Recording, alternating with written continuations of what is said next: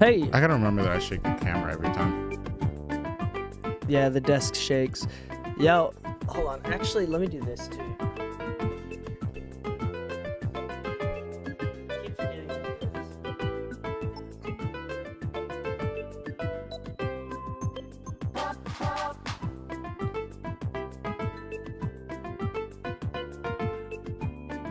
No, I just noticed you use the Image Edge app to do your camera's sensor, huh? You were using the app to control the camera? No? It auto corrected for itself? Autocorrection, what? Because it was overexposed earlier. Oh, no, that's because the lights. I changed the lights. Oh, gotcha. That's what the settings. We need to do this in my Welcome to my life. I'm at the gym trying to do like leg extensions and the handlebars are way too low and I'm like, why don't you make these like adjustable? Like, I'm sorry, my anatomy is not proportionate.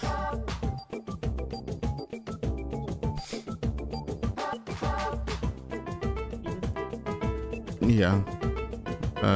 As far as the image? No, it's pretty angled. There we go. Twist it more my way. Alright, there. Twist a tiny bit your way. Right there. Yeah, that looks a lot more good. Because part of it is also trying to acknowledge that this is at an angle, so I'm not trying to focus on the desk lining. Oh, yeah. No worries. I'm gonna...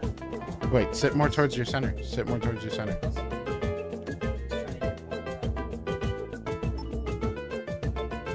Yeah, there we go. There we go. Now it's a lot more level too. That feels a lot better, Yeah. actually. It's less like coming down. Hello, everyone. Welcome to Yeah. the Mixing Music Podcast, where we like to talk about all things music in podcast form. I'm gonna turn the music down. You know, I learned a new toxic trait of my own recently. And what is that? I like looking in the mirror too much lately. Really? Yeah, it's a. My toxic trait is that I'm afraid of looking in the mirror. I like how we have an opposite. We should just stare at each other. Except when I We do it, I'm eventually shirtless. start having feelings for each other. What? I already love you. Wow, Lou, I didn't know your eyes were that sparkly. Damn, DK, I never knew your mustache was so full. It's All right, like let's a do scratchy ride. Let's do this. All right, we got to get episode topic today. Hold on. Okay. The commercial versus Creative. yeah, that's what it was. I love a good creative mix, but a commercial one sells better. Depending on the record. Yeah. Yeah. Like, you ever like listen to an album like the intro or the interlude was your favorite song? Dude, Lewis Cole might do that for me with his new one. Really? Yeah, I'll show you later. All right, here it is. Starting recording now.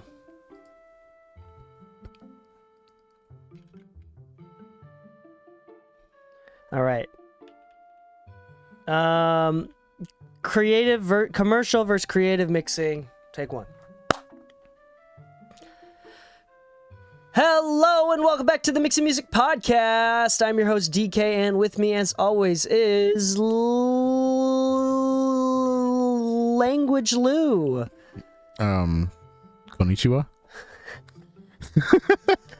I was like, wait, fuck. I can say hi in Spanish, but that's atypical Lou. Ciao. Wait, hold on. A space typical Lou. Not atypical Lou. A space typical. Yeah. The typical Lou. Anyway, we have a great episode for y'all today. And these nicknames are getting so lazy. I need to start thinking about them before we say them. It's all right, whatever. This episode, we're going to talk about, I mean, you've read the title already, commercial music versus mixing for commercial records versus mixing creatively, right? And there's a little bit of a difference. Now, we all understand that mixing is very subjective, and there's records that we love, there's records that we hate, there's going to be people that find the opposite, right? People that love the record that you hate, people that hate the record that you love, just based on tonality and sounds. there's a few things that are objective. For example, tones do create a sense of nostalgia. For example, how the low end and top end and mid range sounds in a song can create the vibe of a retro track. You can also say that it would give you a different type of emotion too, like a more snarly kind of distorted kind of thing versus just a lightly distorted thing. Yeah, so there's a lot of some things, aspects of mixing that are objective, but the thing that is the most subjective is how a general population likes it, right? And sometimes we've heard crazy amazing mixes on songs that didn't need it, and we've heard some really bad mixing on songs that needed a good mix. Yeah. And Lou and I work in commercial music, meaning that we work on contemporary pop, R&B, hip hop records, right? We'll just say pop for the ease there, because I do some country songs here and there. We do some rock songs here and there, but we're just gonna say pop, right?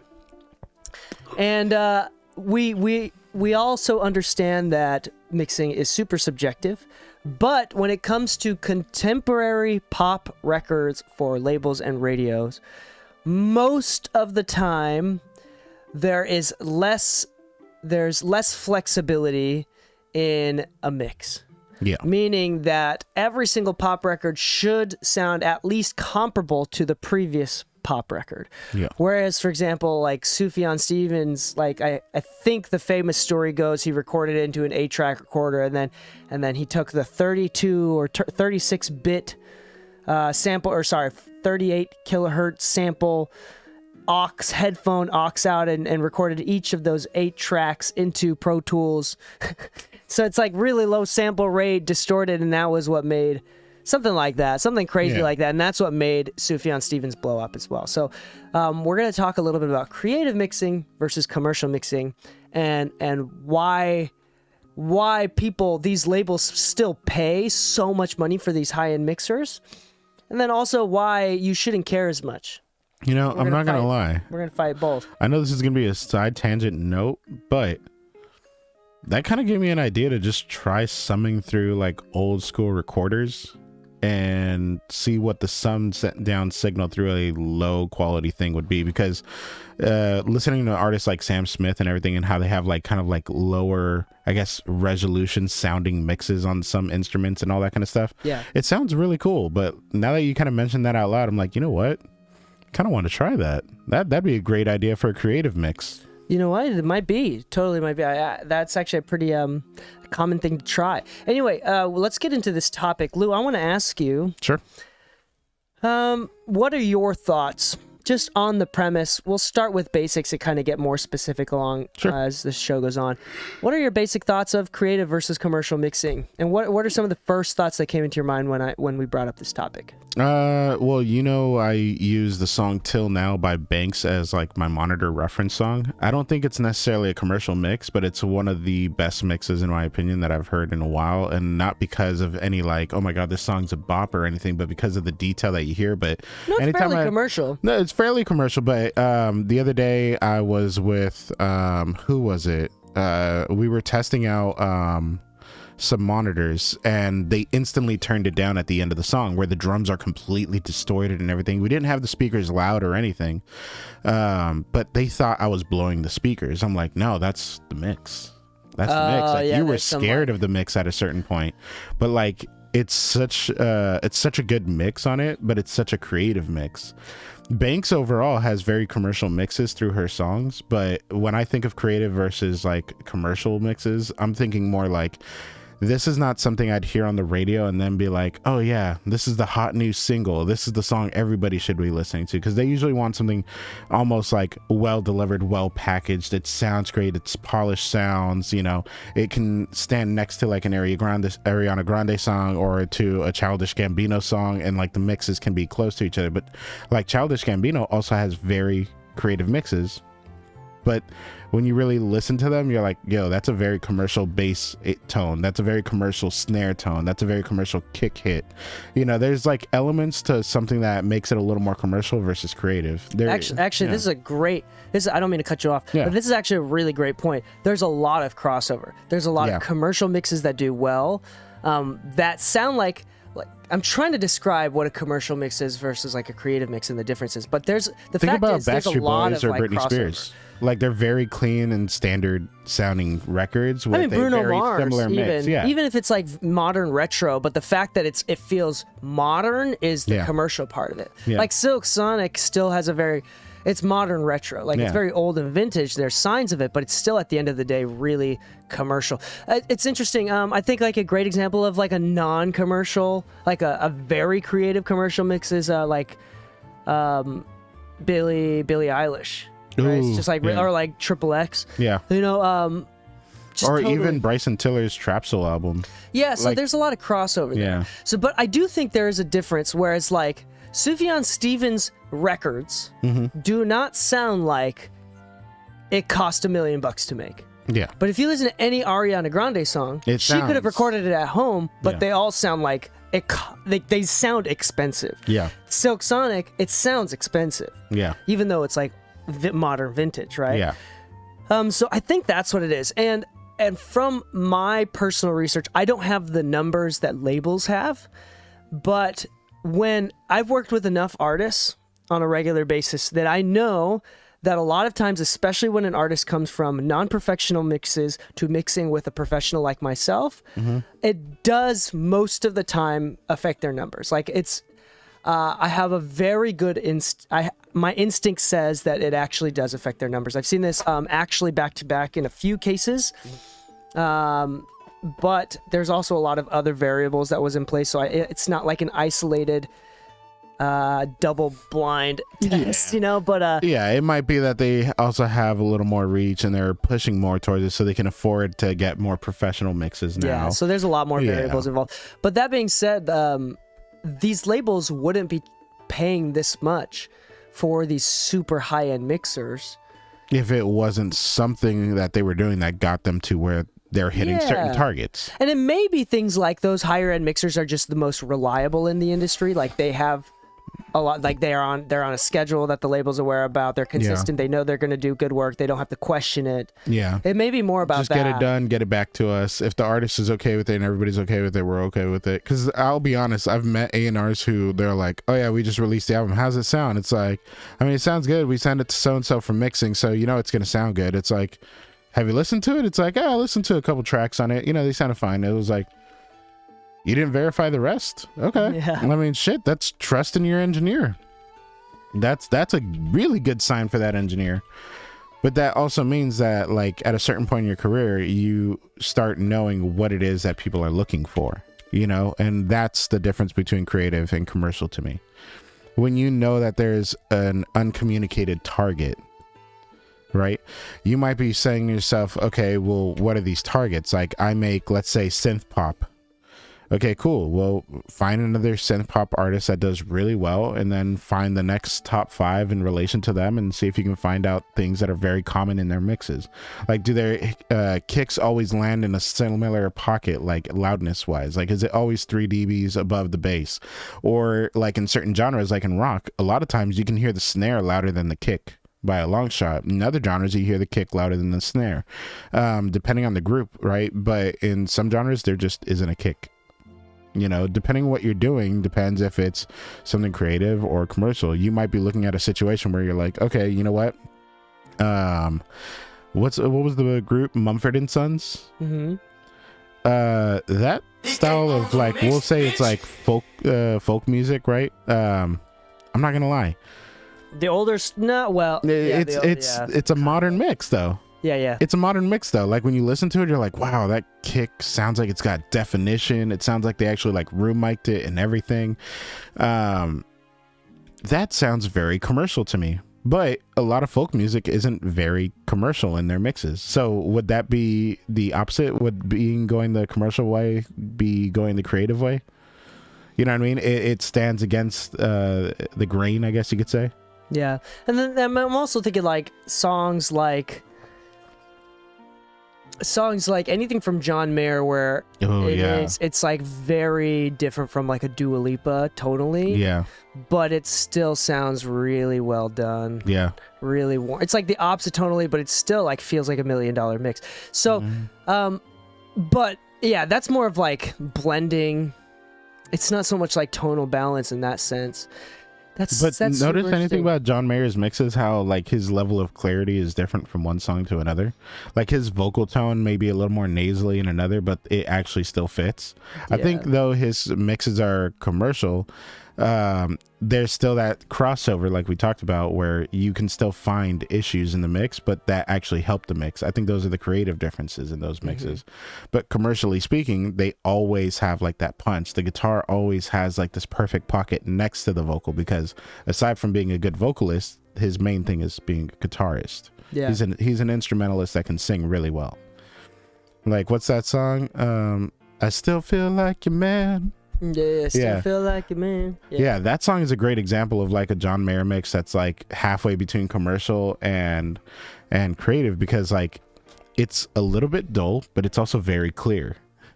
Like it's like nowadays, if you listen to like let's say Tizio or Baines' mixes, they're very like top endy but not very bright. Like finding ways to push upper mids and top end versus like the really high highs, and you starting to see like the trend of shrillness go away. But at a certain point, people were releasing mixes like that, and people were like, "Oh, there's not enough highs." Was that a commercial trend difference, or was that a creative difference? Yeah. So we asked ChatGPT before starting this podcast episode about like what are some current trends. Let's see what And AI all thinks. of them are pretty meh answers, except for one, which is there has been an emphasis in clarity for like Yep. the last decade specifically. You're seeing low end go down. Yeah, well, there's been a lot of like last 10 years ago there's like a lot of low end and a lot of top end, but no mid range. Yep. This slowly we're starting to see less and less low end, more for like upper mid, like for mid range and top end. But I mean, even like modern Chris Brown records, it's just so bright. Yeah. You know, Tory Lanez is freaking bright. It's piercing. Yeah, and then but those are like specifically like R&B hip hop tracks, because I'm still Yeah. thinking of like Charlie Puth, where like Charlie Puth records are still kind of like Sibilant. one of them, a couple of them are, but they're more still like within the realms of like normal. They're not like super low end heavy. They're not super top end heavy. Like the But they funny are thing bright. is, like But an Ariana Grande song is very bright right Yeah. now. They're very Yeah. super bright. I'm kind of going on that R&B hip hop thing, which is interesting because that's more based off of like that's more conversation about how influential the genres of hip hop and R&B are at this current time. Yeah. Like it's kind of funny because you're seeing a return of rock and all that kind of stuff for the last couple of years. So much so that there's like some big rock festivals that are going on, like that everybody's starting to hear about. You know what I mean? There's being put a lot of money behind it.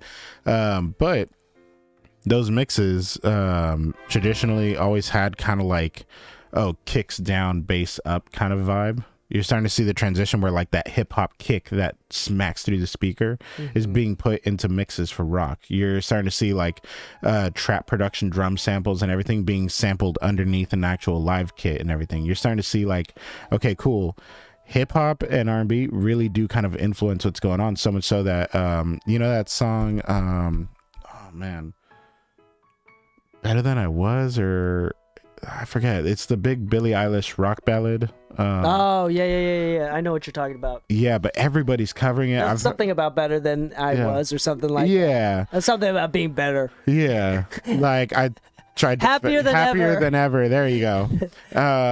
But the funny thing is, like, I've heard 10 different covers of it, each one in a different genre style, and yet all of them have a very different mix, very different approach to the vocalization of it, and these are the creative differences. But the ones that actually did numbers wise on Spotify and everything better all had a very commercial mix to them, no matter what genre it was. But commercial just kind of comes back to that clarity. Like creative differences could be like, I just want the vocal a little bit darker and muffly. I just like it. It sounds Yeah. cool. But the label might hear that and be like, that sounds unprofessional. I'm sorry, but this is not the mix we're going to use. We're going to hire a different mixer. Yeah, I think when I'm thinking about this out loud, because this episode we're both trying to come to a conclusion of what it means, because Yeah. there's an obvious difference. I think one is, let me kind of reframe our conversation that we've had so far. One, we both understand that there is a difference between creative mixing and commercial mixing. Yep. There's a lot of crossover. There's a lot of ways to be creative in a commercial mix, but there's obviously mixes that are just not commercial, but it doesn't mean it does bad. Yeah. It's just not commercial. Yeah. Right? So there's that's the one thing that we can take care of. I think another thing that we can talk about, another thing that we can dive into is the idea that commercial mixes, the difference between commercial mixes, whether they have any sense of creativity in them or not, it feels intentional. Yeah. Like it totally feels like it was done on purpose. And how can you tell, excuse me, how can you tell that a record that may sound distorted or may sound slightly bad, how can you tell that it was done on purpose? Like it's a feeling that genuinely comes from control, preciseness. One of the quick ways to tell is static effects. For instance, automation like is a very laziness, yeah. yeah, No, but true. that's one of the things. one of those things where it's a decisive change. Yeah. Like if you just throw a delay on and you leave it on the entire song, it's Yep. lazy and it feels cheap. Yeah, but then you hear some songs where you're like, it kind of is the vibe of the record though. Like the artist sang into it with that emotion in mind, with those effects in mind, staying there. Yeah. Yeah. So that's another topic that we were talking about is I want to talk a little bit about is that I think the difference between a commercial mix and a creative non-commercial mix is intention. Like those, no, that doesn't make sense either, because I'm thinking about like the Sufjan Stevens ones, it intentionally sounds so bad, but that's also why it makes it sound so right. Exactly. But see, like, okay, like an accidental thing might be like, oh, the vocal distorted really badly right there, but it's kind of a vibe. Leave it alone. Like the decision to leave it alone and to keep that distortion there, sure, that's a decisive one, but it's still a creative difference. I think it comes down to balance, because I'm thinking like there's songs that are darker, warmer like John Mayer. There's songs that are really bright like Ariana Grande. There's songs that are super transient. Yeah. And then there's songs that are very smashed and they're Yeah. all playing on the radio. The one thing that doesn't work very well is a lack of balance. Yeah. Like even if you have super distorted, very bad recordings like Sufjan Stevens, or like Yeah. very dark ones with John Mayer, there are very bright ones with Tory Lanez. The one thing that they all have in common is very good balance. Yeah. And sometimes like the kick drums are louder and the snares are quieter and the background vocals are less loud. I Yeah. think it's less what it actually is, but rather what does the song want? And it feels like they're listening to the intention of the song. Like what does the song want to do? I don't know. Like when I listen again, we come back to this idea at the end all the time. It's like a great mix. If you have a great mix, nobody's thinking about the mix. Yeah. Like nobody says, "Oh my gosh, what a great mix." No, they're thinking like, "Oh my gosh, what a great song," and they actually give the artist a chance. Yep. Like if every time I listen to a song, like I do a good job. I don't mean to pat myself on the back here, but I do a good job being able to listen to music for fun. Like I don't overanalyze. Yeah. The only time that overanalyzing brain turns on is when I hear a bad mix. Yeah. I'm like, oh, now I can't. Oh, and I'm noticing that this is something that even So my is wife that a does bad now. mix or a creative mix at that point? It's bad. I think No, it's bad because so I think a would creative. balance still exist in a creative mix? Oh yeah, for sure. Yeah. Like some songs have more of this, less of this. Some songs have like a lead that's way too loud. Yeah. But it feels right. Yeah. I think that's what it comes down to. It's like Yeah. a feeling thing. And I think this is the reason why we can even get into why, like, I don't think AI is ever going to get mixing done right. No. One, because there's not enough capital in mixing. So these companies that could invest the technology into doing it, it's not really worth it. So it's going to be a slow Yeah. grind. It's not the biggest expense in the industry to pay for a mixer. But also, I'm thinking, yeah, like AI is really good at computing math, but what have I heard? The Chris Graham says the hair on your arms stand up when you're what is it Yeah. called? Not When you get chills, when you get chills, Yeah. not goose pimples. What is it called? goosebumps. Goosebumps. When you get goosebumps. Pimples. Yeah, there you go. Pimples from a goose. Those goosebumps is not mathematically achieved, right? Yeah. And just like we're trying to like. If what gets put into AI, if you have to input something to get something out, like we're having a hard time describing what to input. Well, you know what AI is never really going to do? What's that? come up with an original thought based on just nothing. The funny thing is that AI is completely programmed and based off of information that's available, but if you wanted to go outside the box, you can't go based off of information that's available. Exactly. So like we can't even describe what makes a fantastic mix. So like I don't even know what we would input Sometimes into you an just AI. hear it and you're like, you know what? That's really cool. Hold on, let me move in this direction. AI might just be like, that's clear, move on. Yeah. That's so. Think about this it. is so What difficult. could you tell AI to give you tasteful distortion in a way that makes you feel angrier?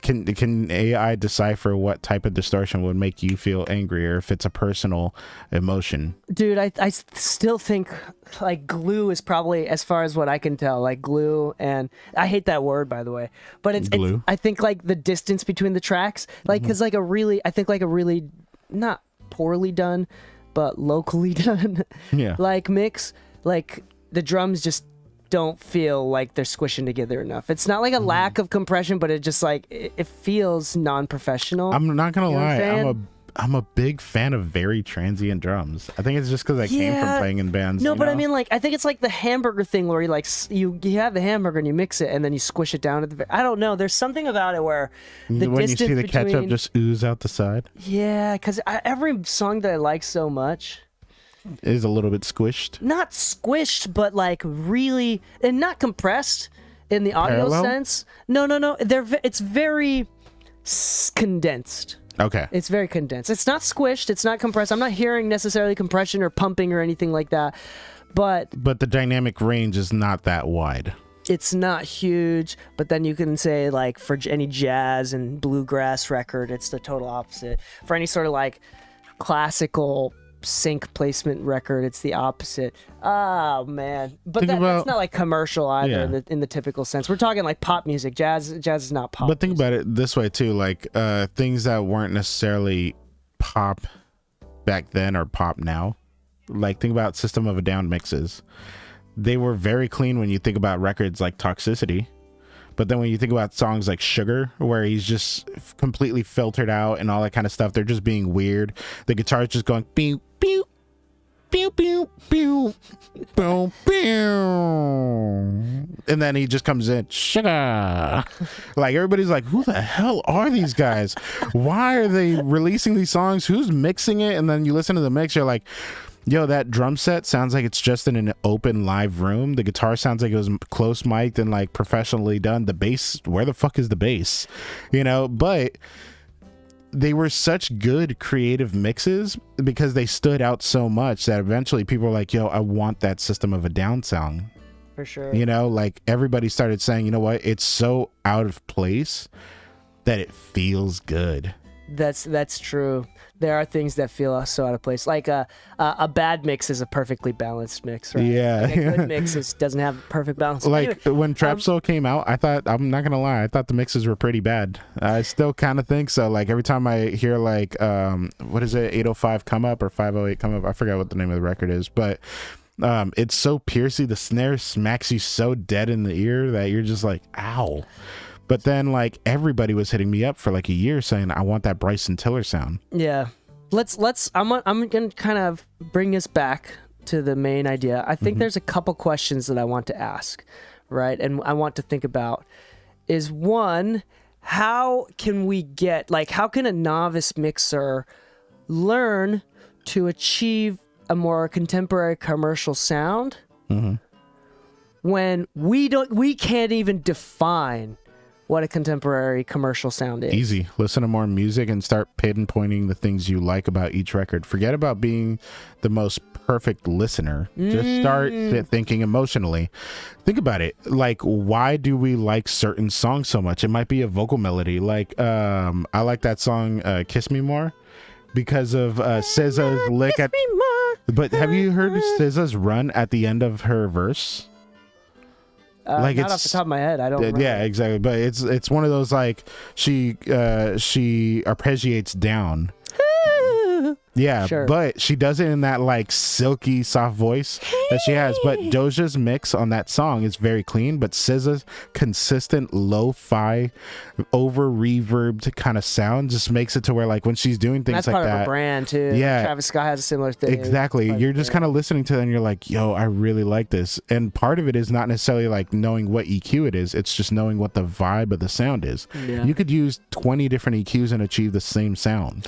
That's yeah. So I think you're right. You're exactly right. Like the difference between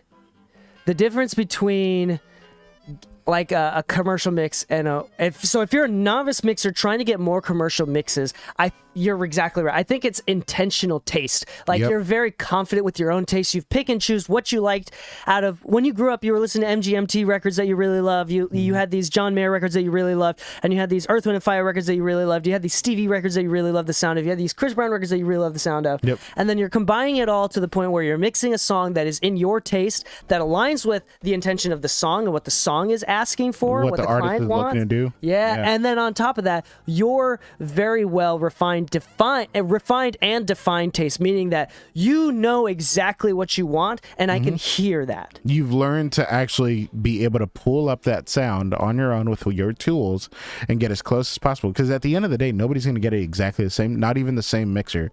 You think every Chris Brown mix has the same exact vocal mix? Yeah. Hold on, what I mean? can I finish my thought before I forget? Yeah. Sorry.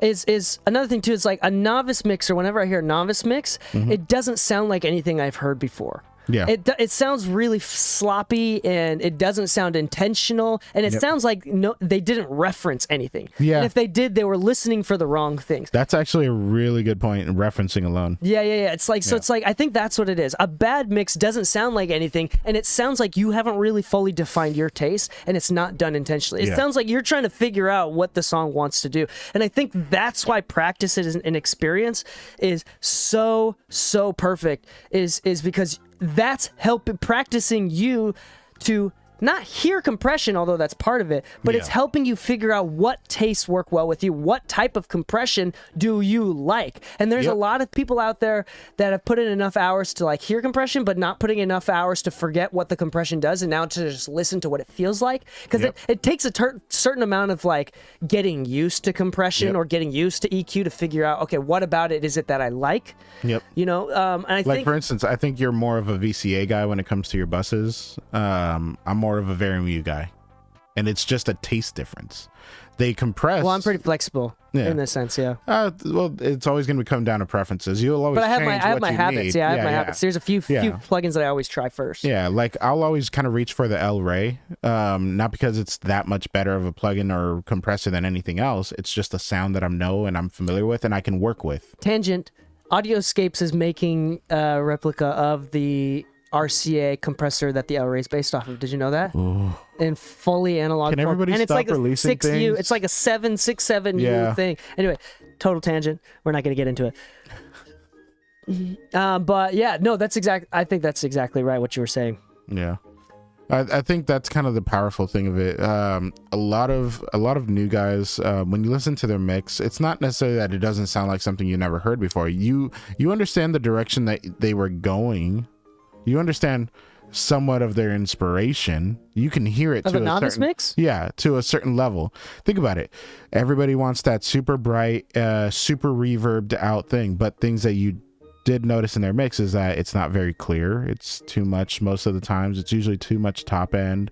Usually it's too boomy in the voice. Like they didn't do any shelving to tighten up the voice so that it could be on top of the mix without sounding boomy or something. There's usually tells because they didn't reference another song and say like, oh, well, my voice is louder, so I want more bass in my voice. It's like, well, that's not actually how most people get it louder.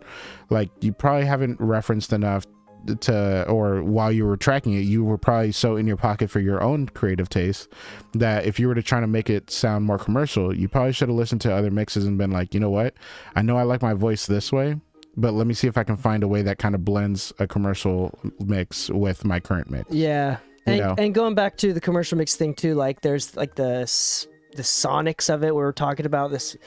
Like the not tonal having too balance much of it. top Some end. things are like too dark, some things are really bright. It's also within that sort of stuff. Anything that's dark doesn't have like a really bubbly 500 hertz that's like really present and loud. Like it's still Yeah. balanced. Yeah. It's still very balanced. Like that 500 hertz has been cut down or boosted to the point where it blends in everything really well with that. Yeah. And that again kind of adds to the intentional bit of it. Yeah. So the second question that I wanted to ask, if I can remember here. So the first one was, how can a novice kind of get to the point where it sounds more professional? I think the second question that I may have forgotten, I'm trying to remember right now, was going to be based around the idea of where can you and any listener right now figure out ways to, like, what are some ways that you find songs to reference, Lou? How do you study mixing? Like, how do you practice mixing without actually mixing? So this is gonna sound stupid, but when I'm not in the studio, I'm actively disengaging any kind of studio mindset, and I think that's what people need to do. I think people are being overly critical when they just listen to music, and because of that, it takes away from the fun of it. I think I talked about this on an episode last year where I went to a concert, and for the first time in a long time, I was able to enjoy the concert. Because I was more focused on the band than I was on the mix or the speakers in the room or how the room was calibrated. I just turned off that critical side of me and just said, you know what, just enjoy the record for the record and see what you like, you know? So like yesterday and the day before, actually for the last 3 days, I've been building out like over 50 acoustic panels, right? Nice. Yeah, a lot of work, not a lot of time to do it. But in that timeline, I probably listened to 1,000 songs, and at no point Hold was on. 3 minutes times 1,000. Sorry, I didn't get that. Yeah, What? it doesn't work. Siri, It come doesn't on, work. hold That on, doesn't hold work. on. Calculator is quick. Hold on. Calc 3 minutes times 1,000. 3. That's 3,000. Okay, let's divide that down by what? 60.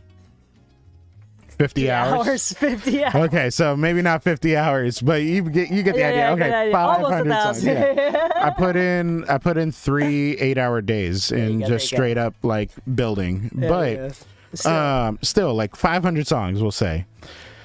But I did the music that I like. I tried the Discover New Music playlist, and I tried a bunch of different things, trying to figure out like, yo, I'm tired of listening to the songs that I've listened to a million times. And I started like hearing like new artists and new records that I'd never heard before. And I was like, yo, I really like this record.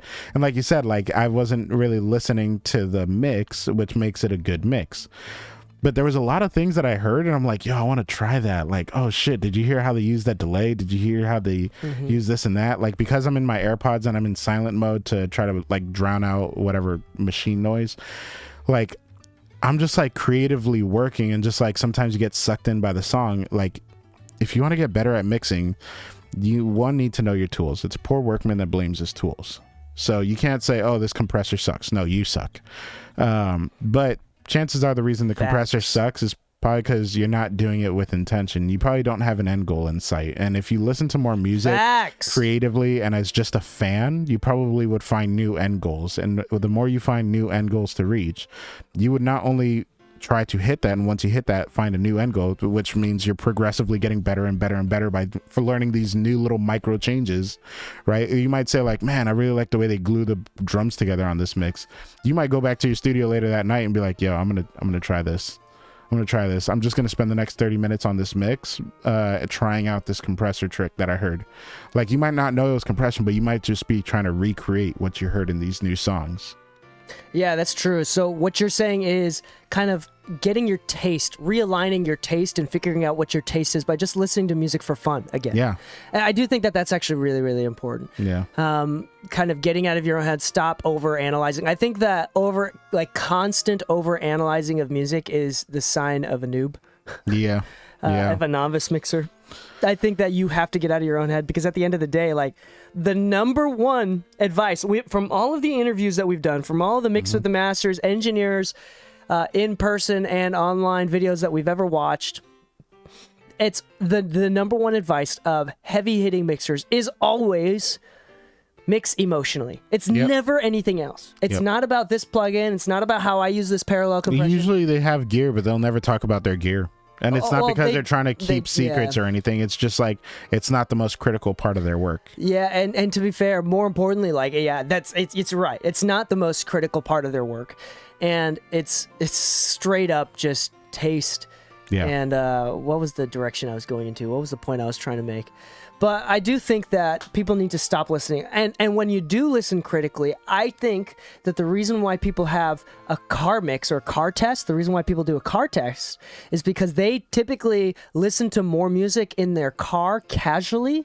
So I think referencing is not just something that you do while you're mixing, but you're doing it before you mix. So you're listening to music before you start mixing. So you're building your catalog of what you like. Yeah. Right? So if you've been in the car and you've been listening to a lot of CDs, a lot of records, a lot of Spotify, and then you do a mix and you go into your car, and the reason why you can tell that there's too much low end or there's too much top end is because you listen to so much fucking music in your car that you can tell when something is off from your regular baseline that you've created from listening to so much music in your car. So instead of listening to a lot of music in your car, one way that you can practice mixing without mixing is actually listening to music casually and maybe with a little bit of an analytical brain in your mixing position. So if you're mixing on headphones, use those headphones a lot. If you're mixing on speakers, sit in your mix position in front of the speakers from like in the same exact way that you're going to do it when you're mixing, and spend 10 to 20 minutes, 30 minutes, an hour getting used to your speakers, getting used to the sound of all these mixes that you know you like, and figuring out what your baseline is in that position. I'm not gonna lie, one of the things that I'm really considering doing is just buying a set, because I had my DT 770s for so long, but it turns out they broke now. I must have stepped on them because I found the jack was broken, and I'm like, fuck, okay, I'll fix this in the meantime. But I was thinking about it, I'm like, you know, I wish I could just have like some like headphones that everybody has, like some Beats or something. The AirPod Maxes, I forgot existed. If you have AirPod Maxes, you could take those into your studio and you can connect them with an 1/8 inch. Oh, the headphone ones? Yeah. You can actually, you can actually use those as a reference point. If that's what you listen to all the time and you find a way to connect them, you know, you can actually use them with your session workflow. Use if you can't do it connected directly, you can also do audio movers.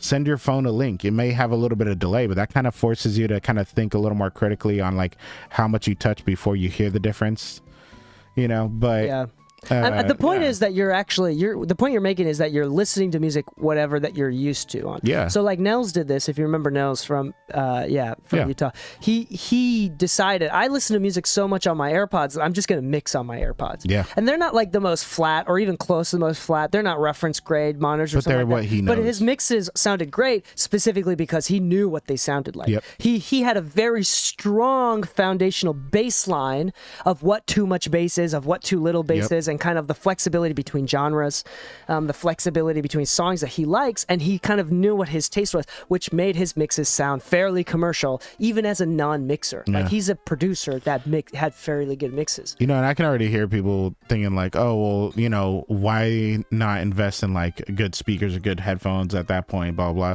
I actually had this conversation with like a really big producer the other day where he was asking me, he's like, you know, my headphones broke, never had an issue with them, used Beats for years. In fact, I mixed all these blah blah blah records, like they're known records, on Beats, but I saw the Odysseys at NAMM, and like I just can't justify spending like an extra $1,500 when my $300 headphones are enough, this and that. And the only point that I could make to him was this, like, listen man, like we both agree, like work on what you know.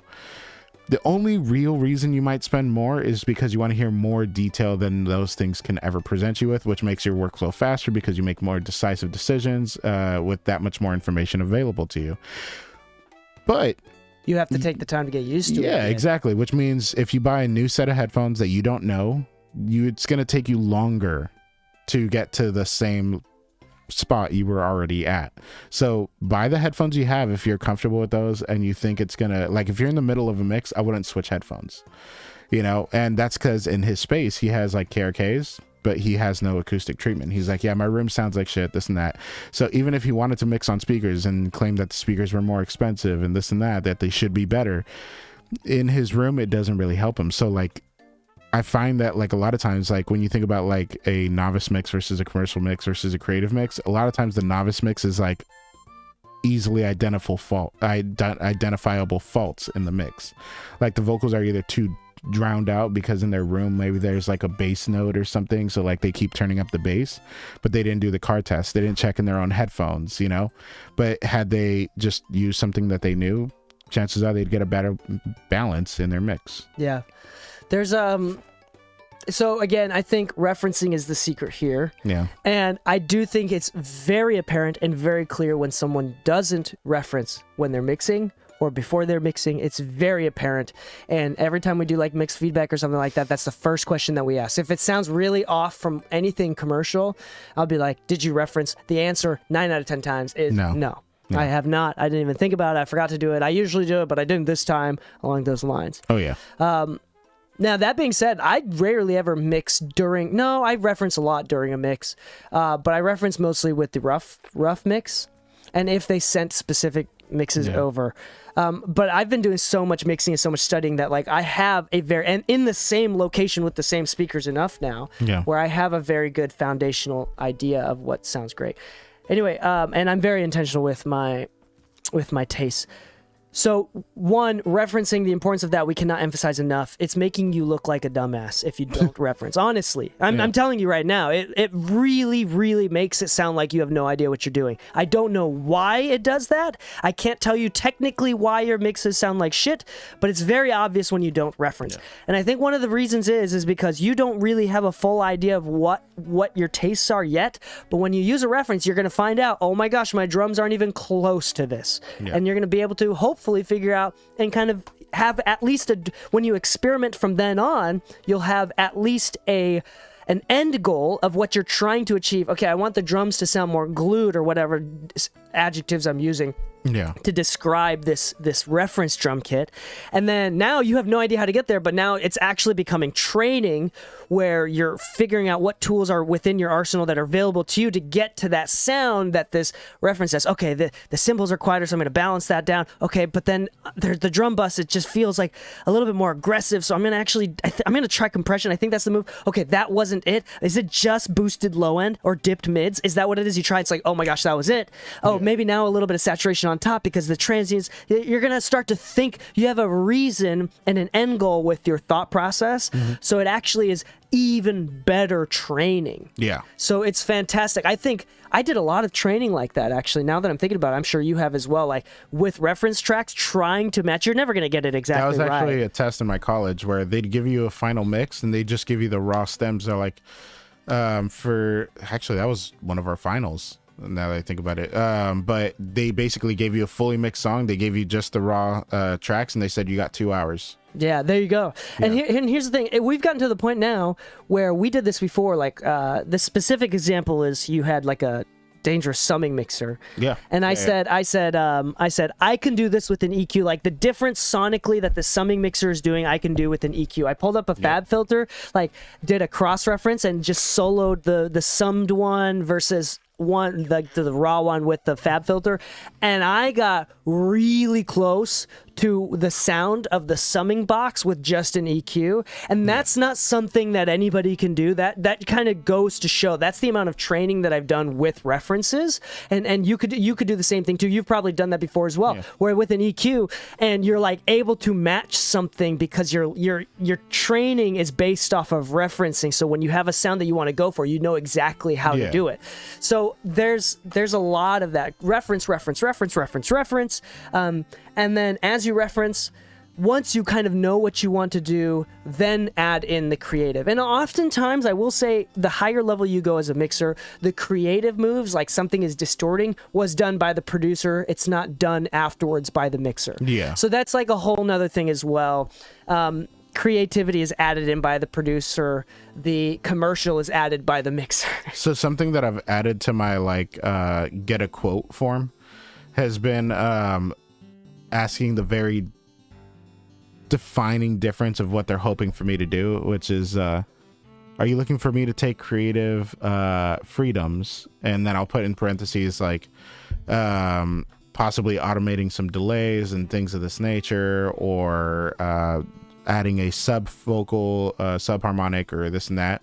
Or would you rather me take the mix from where it is and elevate, keeping everything in its place? Yeah. Yeah, because I feel like a lot of times, like you said, sometimes the producer has done all the creative work and they're just looking for it to sound better. And sometimes, you know, we might distort it as a mixing engine because we thought it sounded cool and the artist agreed. But not so much, well, it depends on the artist. But if it was like an A&R, you're sending it to an A&R, I'm not going to do something so different. Yeah. If it's like a friend that I'm mixing for, I might do something wildly different. But if it's for like an A&R, some sort of management or labor, it's something usually like that, clean mixing. Yeah. Yeah. Yeah, so it's anyway, that's just a thought. I think we're going to end the episode here. This episode has been brought to you by the Mixing Music Podcast. Ooh. We have exclusive episodes. mixingmusicpodcast.com/exclusive. The cool thing about these exclusive episodes is that we take interviews done by award-winning, Grammy-winning engineers and producers, and we break and when they break down their process, and then me and Braden, we expand on specifically how to do it. So there's like takeaway homeworks, there's lots of different things to take away. So if you're actually trying to improve your mixing skill from a technical basis, go to mixingmusicpodcast.com/exclusive to get access to the exclusive content. Now the exclusive content is $4 a month or $40 a year, but it's totally worth it. We have a bunch of people signed up. And we're gonna maybe on the next episode we'll do a shout out of everybody that's signed up. But the great thing is it's genuinely actually helpful from a technical perspective. We've done things about how to achieve better low end, how to get tighter low end, the top end compression, what soft clipping versus hard clipping, things of this nature where you can actually figure out how to technically achieve and a better, more commercial sound.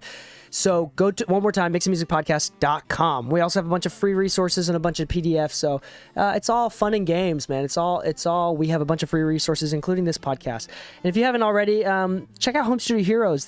Machi and Nautic are doing really, really well. And they're an official segment of the Mixing Music Podcast that are officially endorsed by us. So go check them out. And happy mixing, my friends, and stay saucy.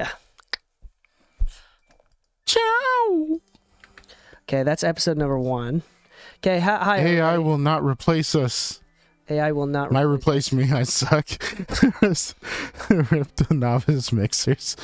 Actually, I think you should take that as a challenge, Yusufina. Someone get D on that mic. Oh, he's talking about my riff. Ooh. Oh, hold on, let me do it again. Ooh, ooh, yeah. Ooh. That's Lewis Cole does that. Yeah. No. F it up. Yeah. Yeah, that's a good song. No, it's kind of funny. I was talking about this with somebody recently where I'm like, AI getting better and better is the perfect reason why you should get better. Like, think about it.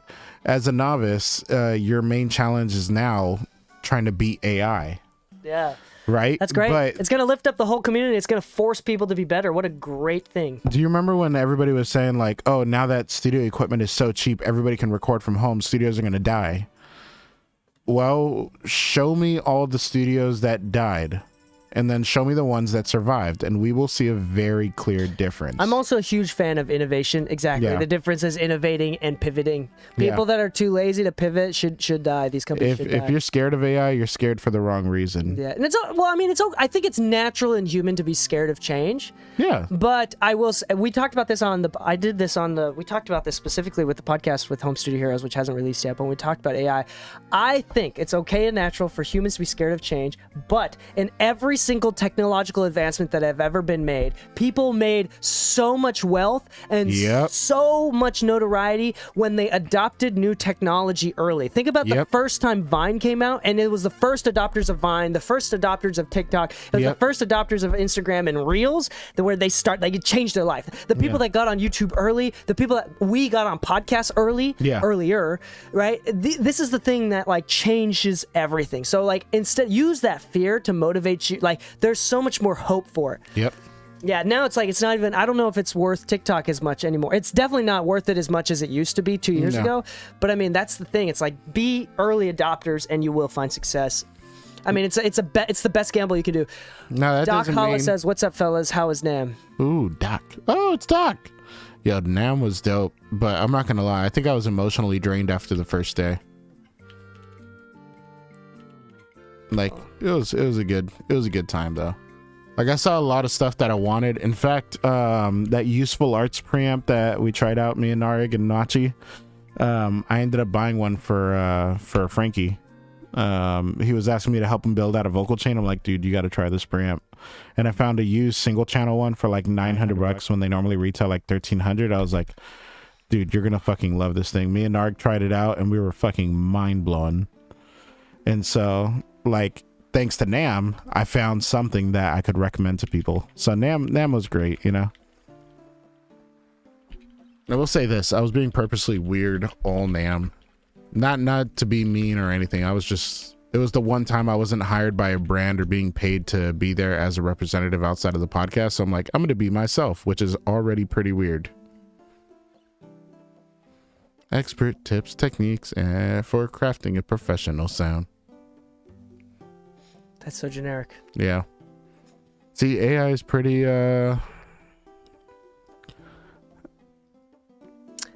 you versus radio. How about... Do you want to do a future of mixing? I kind of did an AI episode with the Home Studio Heroes crew, but do you want to do something like that? The future of mixing? Sure. The Great Divide. The Great Divide. Yeah, that'd be a good separation between creative and commercial. The Great Divide. What makes it creative or commercial? Or the Great Divide, the novice versus AI.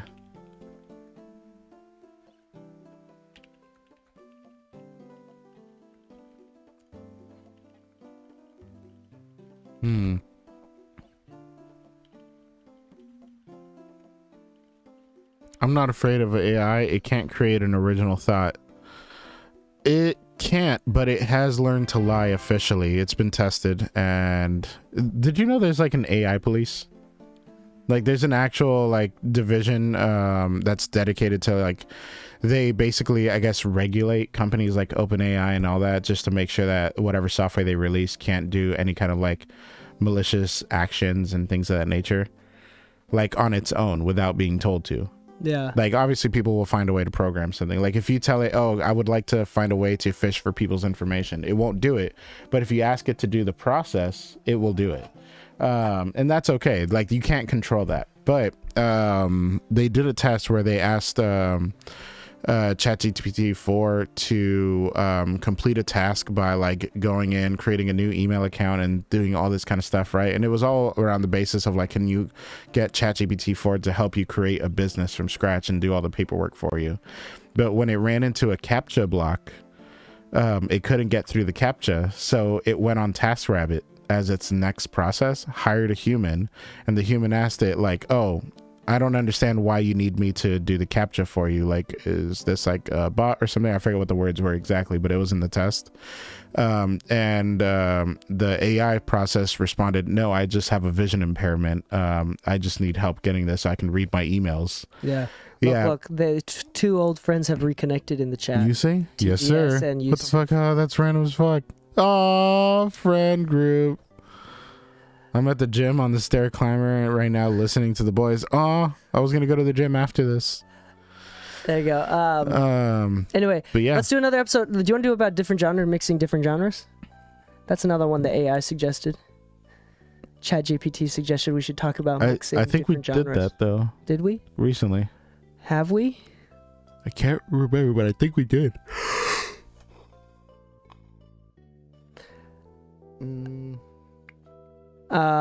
Search friendly titles. Let's see here.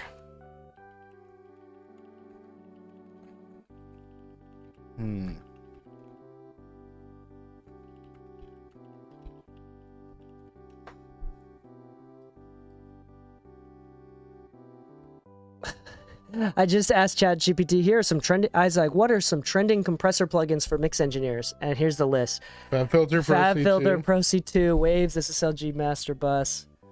Universal Audio LA2A, Isotope Neutron 3. That's very specific because 4's out right now. UAD 1176. Decapitator as a compressor, huh? Waves CLA 76. Sonics Oxford Dynamics. Really? Yeah, that's actually a really good one. I'm not gonna lie. I'll use that on my master bus sometimes. Slate Digital Virtual Mix Rack. Mic DSP 6030 Ultimate Compressor. I use that. The Ultimate Compressor is the one that you can change what type it is, right? Yes, sir.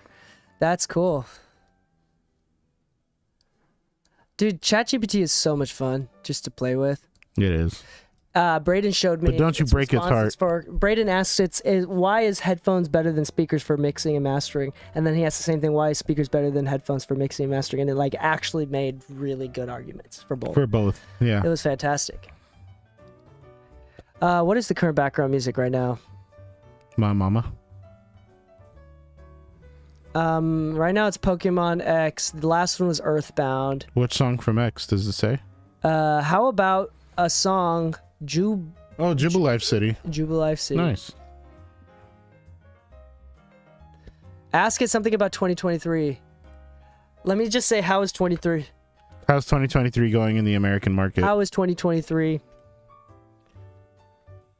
I'm sorry, but as an AI language model, I don't have the ability to perceive. I don't have the ability to perceive time in the way humans do. My responses are generated based on... Oh. How is the Mixing Music podcast performing? This year.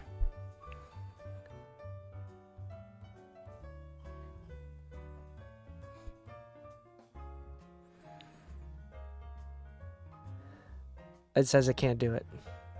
Yeah. Your listeners to identifiers. How many downloads does a podcast need to be in the top 1% of all podcasts?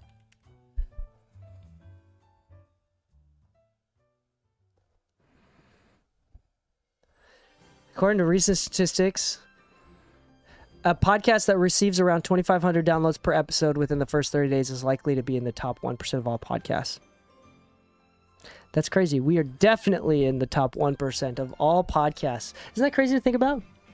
I do think about that for one reason, because I'm always kind of like looking in the mirror and I'm like, oh, you're one of the hosts on a successful podcast. I'm like, what does that mean? What does that mean? It's still such a new market to me. I'm so old. Yeah. Let's do different genres. How does everybody feel about... ChatGPT is so dumb. It said Servant Ganea has a bunch of videos online on Mix with the masters. No cap, Yusuf can confirm. Yeah, that's it's a little weird.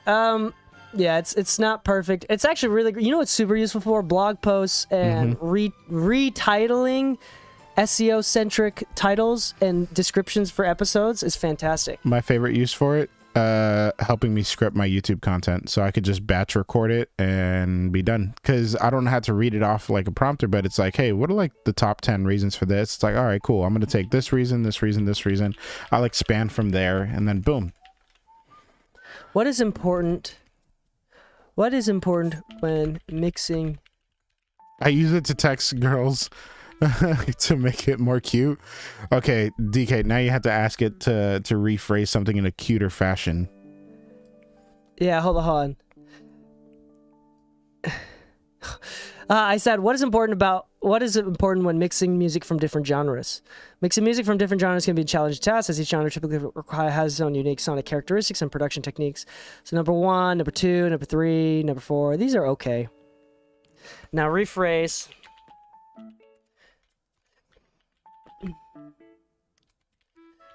Can you rephrase each in one sentence? Can you rephrase the list above to sound extremely cute like an anime girl?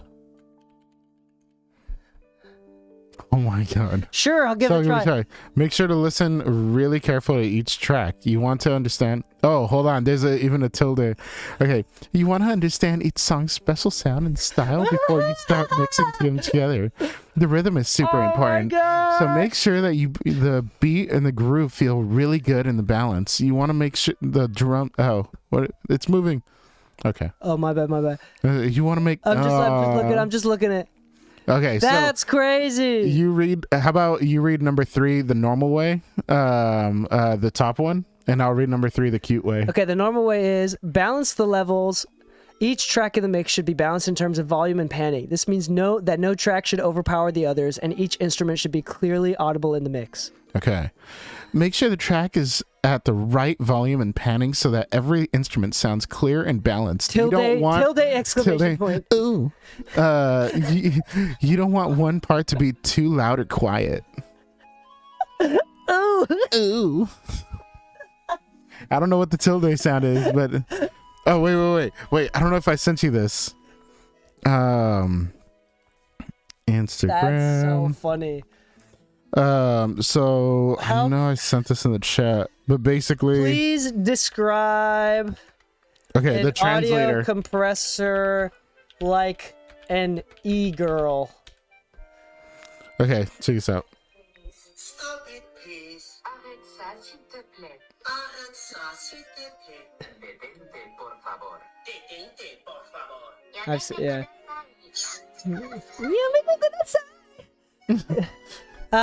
So like an audio compressor is kind of like, okay, so I asked, please describe an audio compressor like an e-girl. Sure, I'll give it a shot.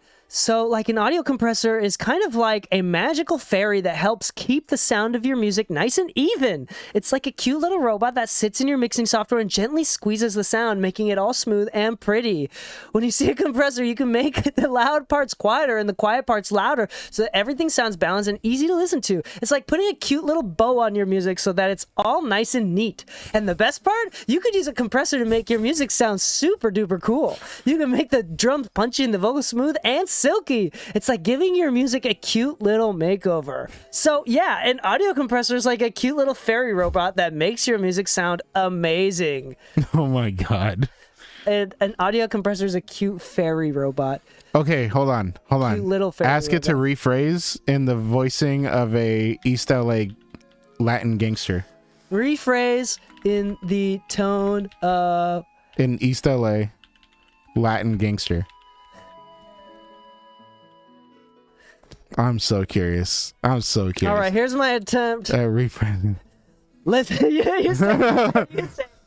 Listen up, homie. An audio compressor. No. You gotta. Come on. You can do better. Oh. Like you can do better.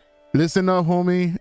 An audio compressor is like a straight up wizard that makes your sound hella smooth and even. It's like a little soldier that rolls with you in your mixing software, squeezing the sound until it's all fly and easy to listen to. With a compressor, you can keep the loud parts in check and bump it up the quiet parts so that everything sounds like it's all part of the same familia. It's like putting some mad work into your music so it's looking all fresh and clean. And the best part, Papi, and the best part, Papi, you can use a compressor to make your beats sound straight up sick. You can make your drums pop and your vocals silky smooth like you're running in the streets in a fresh pair of Air Jordans. What? So you heard it here, carnal. On audio compressor is the real OG that'll make your music sound like a boss. That is hilarious, homie. It didn't say. And the best part, papi. No, vato, no ese, no way. I just really like the rephrase. Okay, now I said rephrase in the tone of a Japanese immigrant, and now this is not very good.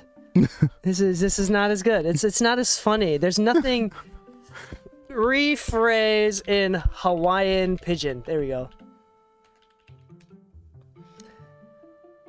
Okay. The Japanese one is like, yeah, it doesn't work. The Japanese one doesn't work very well. Oh, I got the Hawaiian pidgin one is perfect.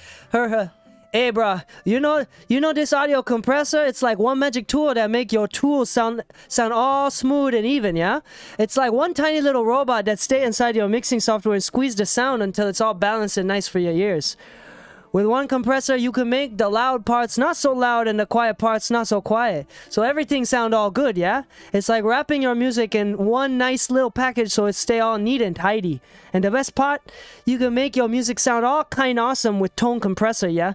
You can make the drums hit hard and the vocals sound like one angel singing in your ear, bruh. Make sure you use your audio compressor for all your music mixes, yeah? It's like one secret weapon that gonna make your music sound all the kind good, bruh. I love it. That was good. I love it. That's good. I've kind of like lost my Hawaiian pigeon thing. All right. Anyway, that's enough of that. The Good joke. guy, That was Jesus. actually really good. Yeah, like how would Jesus describe An audio compressor. This could be a whole episode. I don't know why we're not recording this. AI language model. I cannot claim to know how Jesus would describe an audio compressor as it is not recorded in the Bible. However, I can offer an hypothetical answer based on the teachings and parables of Jesus.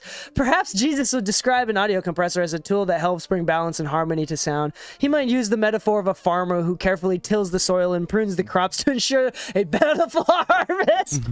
Just as the farmer works to create conditions that bring forth the best yield, the audio compressor can be used to create a sound that is pleasing to the ear and brings joy to those who hear it. Jesus might also emphasize the importance of using such tools with wisdom and discernment. As with any tool, it can be misused and overused. He might caution against becoming too focused on the technical aspects of music and losing sight of the heart and intention behind the art. Oh my God, gosh! it's Jesus. It's us, dude! We are Jesus. So, Blasphemy. Of course, this is only speculation, but it is possible that Jesus might use such analogies and metaphors to convey the spiritual significance of any human activity, including music production. That is so incredible. Did AI just call us Jesus? Am I Dude. God? Who Well, according to is- Jesus, yes. Who is DK Mixes? It says, dude,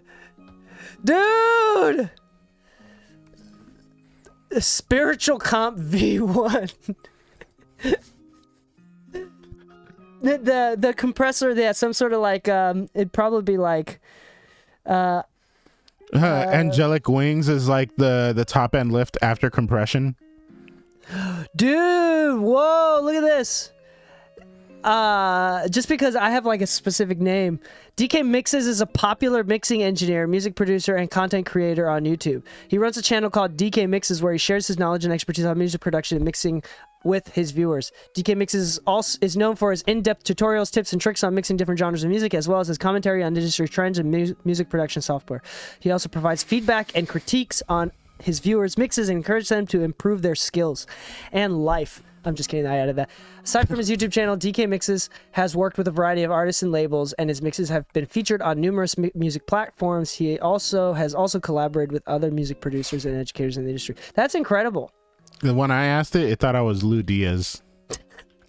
Yeah, the DK Mix is like a very specific name. Yeah. It's like not hard to confuse. It's like, What who's mastered is- by Lou? It's like, Lou Diaz is a mixing engineer. I'm like, already wrong. What is the Mixing Music Podcast? Oh, it says I don't know. Okay, whatever. Anyway, let's do. Should we call it a day? We should. Do you want to do the Daddy D episode right now? Sure. I Do don't I, need do I to have do to it call right you now. daddy or can I call you Poppy? No, we should do a normal one. A spiritual comp, V1 spiritual comp. Mixing different genres. Let's just do it. Latin Market just got 3 more Grammys. I am so impressed with AI generating that. Yeah, I'm not gonna lie. I didn't expect to ever use it for that. I might have to make a whole YouTube video where I just like completely change up the voicing for all 5 reasons for whatever topic it is, and just see who catches on. Yeah, And then I would be probably labeled as a racist on some level. good. Be like, bro, why are you saying it's so Latin? Like, you're white. It's like, no, I'm I'm Mexican. Northeast LA Mexican. Demonic Distortion V1. Also, because we're not recording, we can say this. We're working on some plugins right now, and this process is so fucking slow. It's so fucking slow. Once we make the first couple, Lou, I'm gonna have you do one as well, if that's cool. Yeah. But I just want to get these first couple, just get the process out of the way. I don't know what's taking so fucking long. We'll get it though. Anyway, I'm so excited. let's do one more if we can. We need to. This just came in for me. Nice. There's no frame of reference of if that's cool or not. Well, at least you can see this. Gengar, there you go. Just flying around with his tongue out. Let's do an episode. Dude, that's hilarious. Hold on.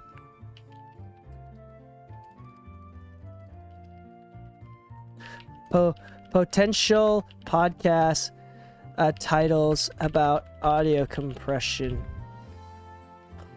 You might arrive tomorrow. The Compressor Chronicles inside the world of audio compression, squeezing the sound, the art and science of audio compression, the compression corner. Compress to impress, dude. Ooh, compress to impress. I like that phrase. Beyond the threshold, advanced techniques for audio compression. I actually really like that title. Beyond the threshold.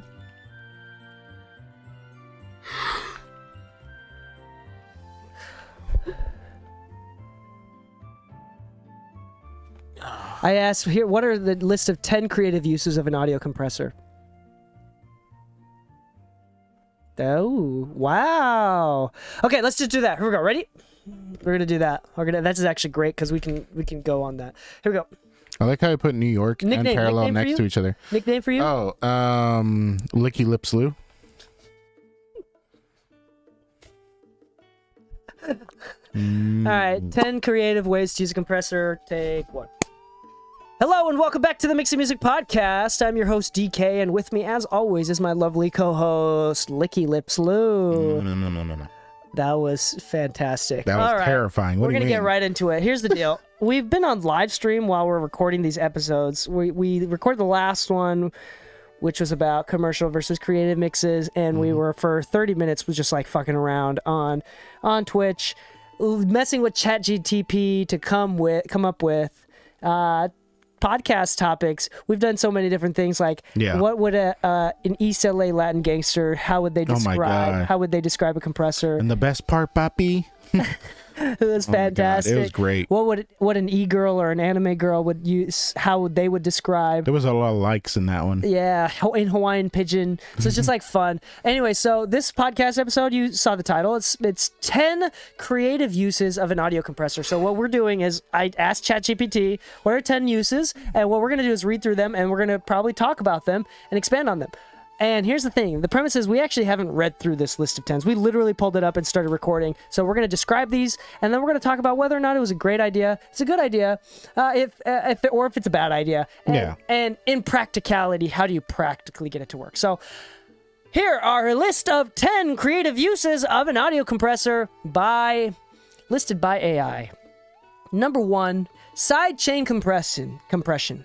Using a compressor to duck one track when another track plays, creating a pulsing effect or adding rhythmic interest.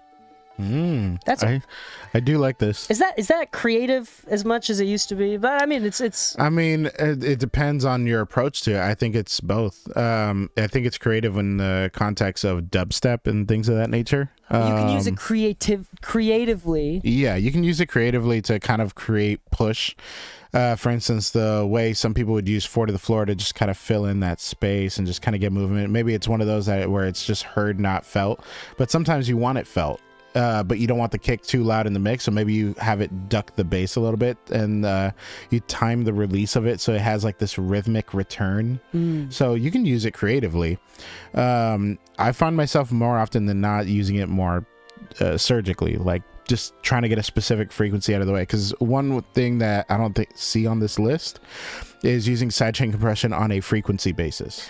So here's the thing too. I think more often than not, if it's audible sidechain compression, especially like if it's connected with the kick drum to the bass, or to harmonic or melodic elements in the mix. That's something that's typically done by the producer before it gets to the mix engineer. Yeah. If it's very audible, it's not typically something that's done by the mix engineer. Yeah. So that's another thing too. But although I also use sidechain compression in the mixing phase, but I use it in a way that generates headroom but without making it audible. Yeah. That is a very creative use that is typically not done by the mixer in most use cases. I have a weird trick question, and it's not a trick question, but like a mixing trick question. I'm curious if you do this as well, because I got the idea from sidechain compression, but it's not a compressor. Using the sidechain input on Soothe on your music bus to reference your vocal bus. Finding pockets of frequency that, you know, I've heard people vocals do that move. for sure. Yeah, vocals move in range, and nowadays you're starting to see like the vocal EQ where it has the dynamic range on it, so the dynamic EQ function on it, but its sidechain input doesn't allow you for it to like track other sources into it and have it be based off of that. So that is a common creative use case for Soothe. People do that. I don't do that. Bob Horn uses that sometime with Track Spacer rather than Soothe. Track Spacer. I haven't tried that Waves Factory uses Track Spacer. It's basically like a Gullfoss kind of thing. Gotcha. But you can do an input sidechain, and That's he'll cool. do it on like just the low end or just the mid range or something like that. Yeah. I don't typically do that, although I'm going to be so against the grain here. I've used Soothe a lot, and I've used it a lot. I've experimented a lot, and I leave it on a lot. I own it. I do not like the sound of it. You gotta 4 out of 5 times. Yeah, you gotta pull the mix knob on. No, back. I do that, and it's just like I typically find ways to make it sound better for what I like. Yeah. But that being said, it's a fantastic tool, and I think that I'm going to try that next time. I've heard people doing that. I want to do that. Maybe it'll actually be better. Yeah. The way that I typically do it is I just pull up like FabFilter onto different things, and then I just see what are if I need to do this. Yeah. I kind of do. You know how it does the cross reference. Yeah. And it turns red on sections that are like doing it each other. I think like my bias is just on I grew up listening to rock, so I'm used to like vocals being a little more in the track versus on the track, and because of that, I like using the sidechain compression for vocals versus the music, so that I can keep the vocals a little more in the mix without taking too much or making it audible in the music go. blending. You know what I mean? Yeah, that's a fantastic idea. I think that's a great creative use of that as well. Perfect for this episode. Yeah. Neutron 2, I don't know if the new Neutrons do it, but Neutron 2 used to do this thing where just like the FabFilter to show you like masking Conflicting frequencies, yeah. but you can link it, so if you dip one, it boosts the other. Oh, what? Yeah, so not like with FabFilter, just show you which ones are masking, but it doesn't affect the other one. But with Neutron 2, it's like if you boosted one, it dipped the other in the same exact frequency, and you can see them both move in a single plugin. It's really cool. You can link them. I don't know if it does that. That was such a great idea that I use sometimes, and I haven't used it all recently. Anyway, that's a great idea, sidechain compression. Even if it's just multiband or a dynamic EQ. Yeah. Yeah, I use that. We use that quite often. Number 2, emulating tape saturation. Running audio through a compressor with a high ratio and low threshold to add warmth, harmonic distortion, and saturation similar to tape machines. I don't know why it specifically says tape machines. Yeah, Is it because and also of the third high order ratio with a low threshold? That sounds like it's limiting it. I mean, solid state FET kind of adds third order harmonics like tape. Yeah. It's not tape, but it adds like Transformers adds that third order harmonic sound. I wonder if the point is like using I use this all the time, like using compression for saturation. Yeah.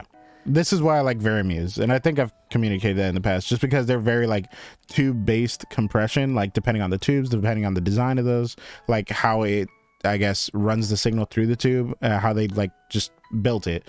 It's like, okay, each one has its own tone, and that's why I like Varimuse so much. Yeah. I like that too, and because of the tones as well. Yeah, you get to the point where you probably do this too, where we're choosing compression, not just settings, but also which compressors to use and which sounds to use.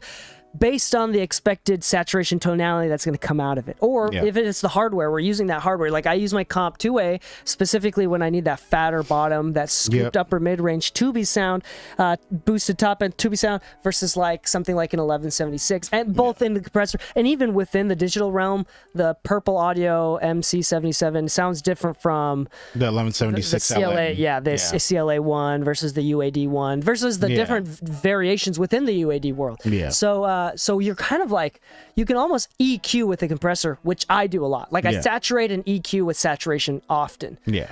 So that's fantastic. Number 3, if we can move on beyond that. Number 3 is parallel compression, mixing the dry and compressed signals to add punch and depth to a track without sacrificing dynamics. Yeah.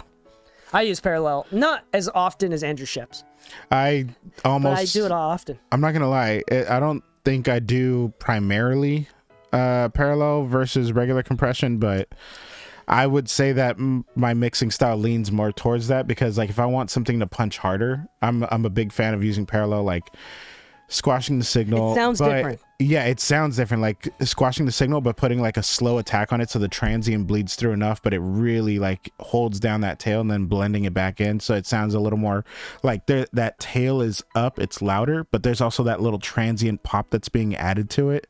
So instead of like putting like a transient designer directly on the track, like using parallel to actually help add transients, even though a lot of times we think of compression as something that's taming transients.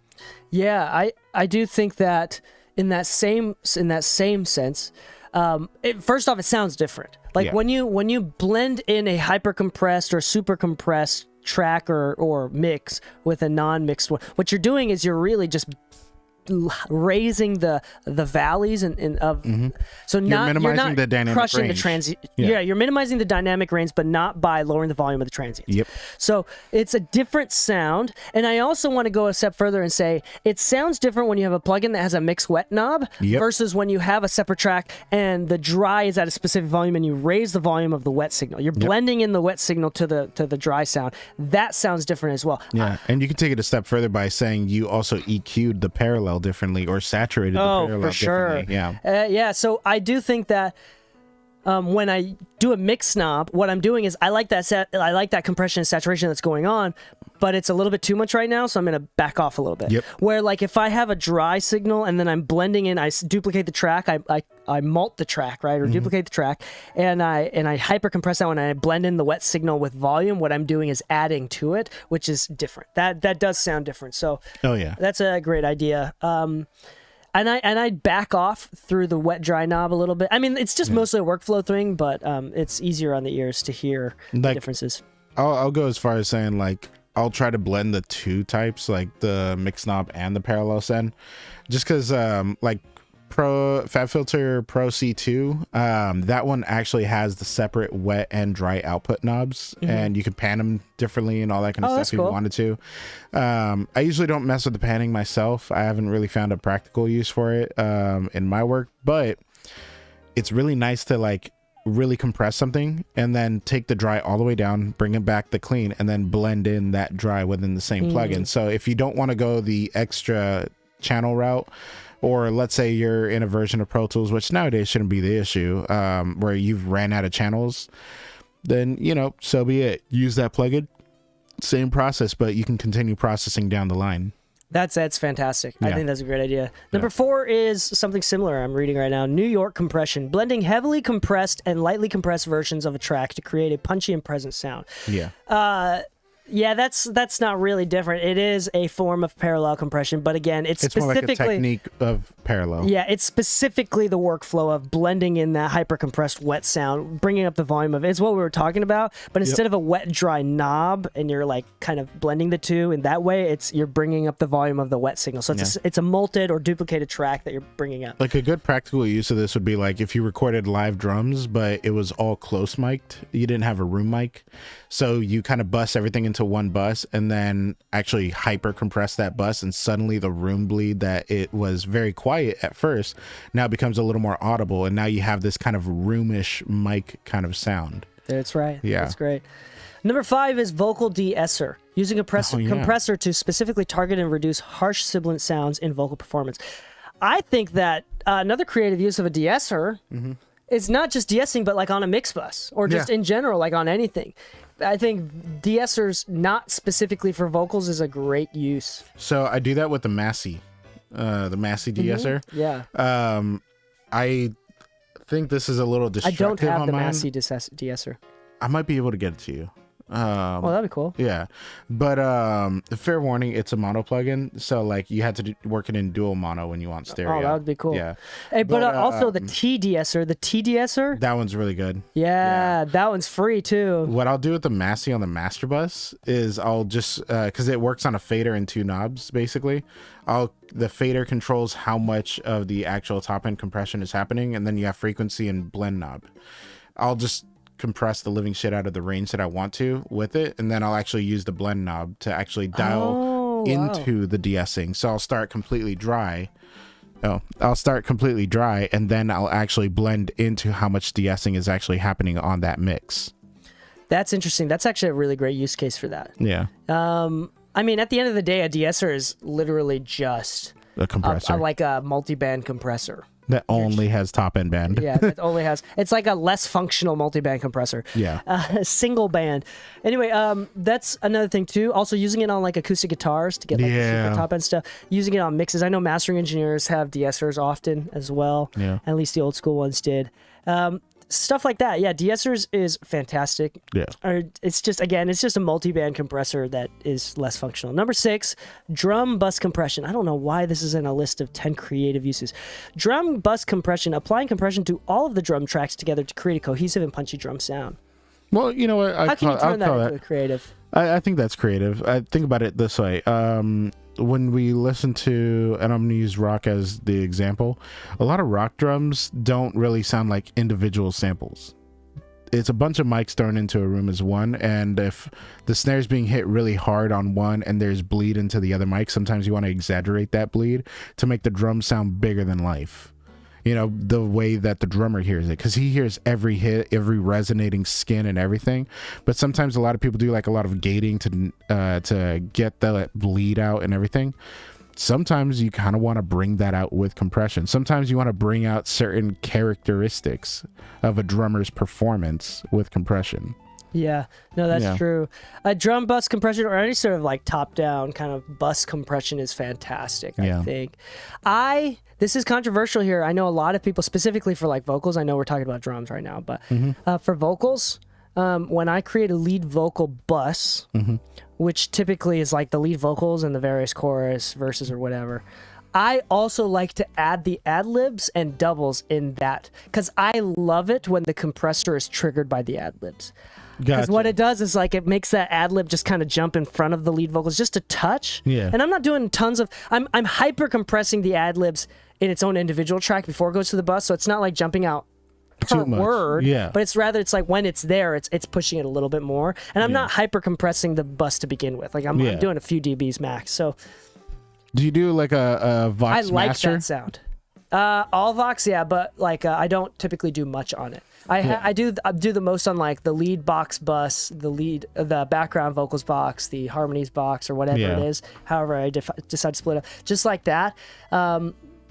But there might be like a final EQ or something. Yeah, and like there's times where like I'll leave like if we have the drum bus, but there's like one percussion thing, like a tambourine or something like that, that's like making the compression sound weird. I'll like take it out of the bus, so it doesn't compress the signal of the rest of the drum kit. I'll do the same thing with my Allvox if like a certain like harmony stack is starting to conflict with the way that the Vox is supposed to sound in that. 'Cause I like doing like a final compressor on it, like only doing like 1, maybe at max 2 decibels of compression, because I just like the way it kind of glues things. Yeah, it kind of like makes a switch back and forth between the focus. But sometimes like you have that harmony stack that needs to be a little bit louder, but because there's so much energy in it, it just causes the compressor to do a little more in that moment. You're like, you know what, take this one out. Yeah.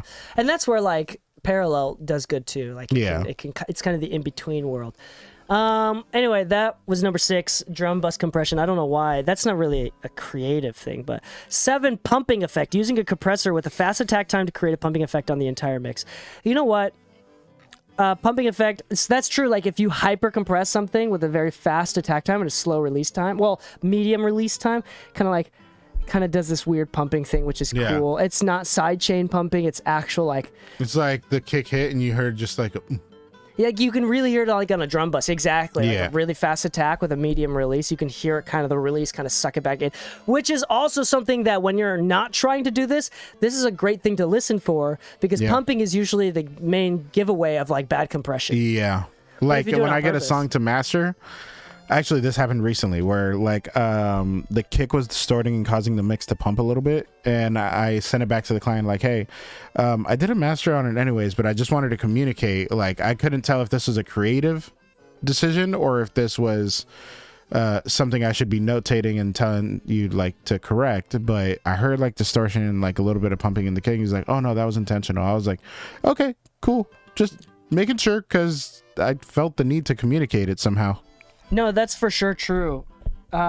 It's usually a sign of like a bad mix, but I think in that case, I'm trying to raise your microphone. Sorry, I'm getting off topic. I got you. But yeah, I think I think that is something that you can use creatively, but is oftentimes a mistake for a lot of stuff, and it's a really dead giveaway Yeah. like on masters or like buses of any kind. Yeah. Which and- is why I'm actually a little more fond of doing parallel compression on masters nowadays. Yeah, and then another thing too with the fast attack, another creative thing I've talked about this before. Something like the 1176 when you have a super fast attack and a fast release time with a lot of compression, it starts to distort. Yeah. And then you can use that attack knob and slow down the attack, and it turns into like a blend knob for the distortion. Yeah. So you can do less distortion by slowing down the attack. It's really cool. Like an 1176 plugin, don't use the CLA stuff that has the worst distortion. But if you have a hyper fast attack, hyper fast release, the fastest attack, the fastest release, and you have all buttons in mode, and then you kind of like blend, like you kind of compress a lot, it starts to distort. You slow down the attack time, it does less distortion, so you can figure it out. And it's a really cool, specific, like mid-rangey distortion, like that FET Transformers distortion thing that's really, really cool that I like a lot. Anyway, number 8, gating effect. Use a compressor with a fast release time and high threshold to create a gating effect on a track, creating a chopped or staccato sound. Oh yeah, I love this on drums. Basically, if you allow for enough of the transient to bleed through, and you actually just kind of like have the rest of the signal held down, it almost sounds like a gate, but it's really just a very, very transient way of using the compressor. Hold on. I don't think I've ever used this, nor am I comprehending exactly what's going on.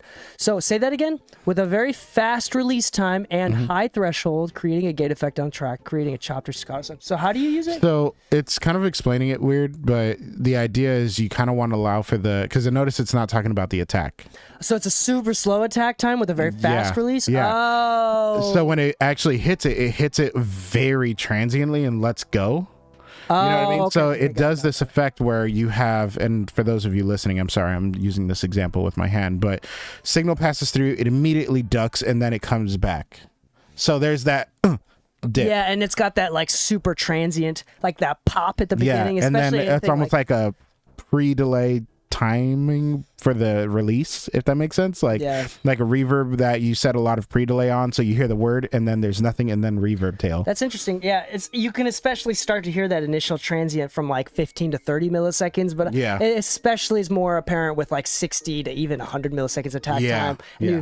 That's really cool. I've never done a super long one like that. I just use Yeah. Transient Designer plugins to do something similar. That's Yeah. just how my brain is processing it, but that's interesting. Yeah, I that's was a the great kid with a way. bad drum set with a band that was just like, yo, how do we get this snare to hit harder? And like I just kind of like stumbled upon using it like that. I was like, wait, so if I speed up the release, that means like everything after the compressor should come up in volume too. And suddenly we got like longer snare chains and like reverb times from the room's natural acoustics were a little bit longer, and like all that kind of stuff was cool. But the thing that stood out the most was how much harder that snare sounded like it was hitting. Yeah. That use of transients, emphasizing transients. And so Yeah. instead of saying gating effect, let's say like transient, Shaping. enhancing transients. Yeah. Yeah, shaping transients rather than gating. Yeah, I think that's really useful. Which is actually. really funny Oh because my that gosh, brings which us is to number number 9. Emphasizing nine. transients, using a compressor with a fast attack time fast attack time. 2, emphasize the transient peaks of a track, making them stand out more. Wouldn't you technically make the slow attack? Yeah. Okay, this is where ChatGPT is getting a little bit wonky. Yeah, see, the gating effect wasn't explained fully right, because you could also slow down. Because on the gating effect, if you slow the release time, that means you let enough of that transient bleed through, and it held down the rest of the signal, just like a gate would.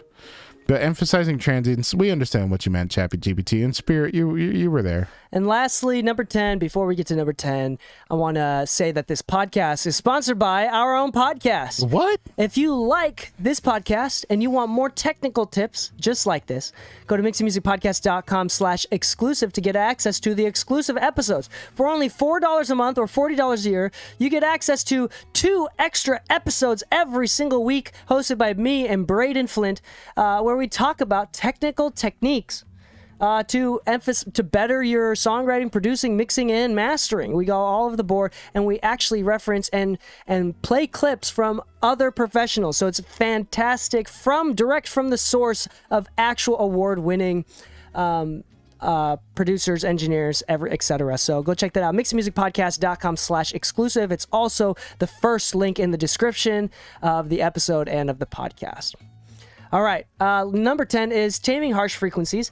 Using a compressor with a sidechain EQ to target and reduce harsh frequencies in a track, making it sound smoother and more pleasant to the ear. Now, only a few compressors do this. This is not sidechaining and kind of returning a send from a different track, but what you're doing is the sidechain. So when a signal goes into the compressor, sometimes it splits up. Well, it always splits up the audio, right? Yeah. So it goes from the regular audio going in and duplicates the audio into a sidechain detection circuit versus the actual compressed circuit. And what the audio sidechain circuit does is, if you high pass filter that's where the low end is still being compressed and it's still passing through the device, but the side chain or the detection circuit is not seeing the low end, so the low end is not triggering the compressor on the main compression circuit.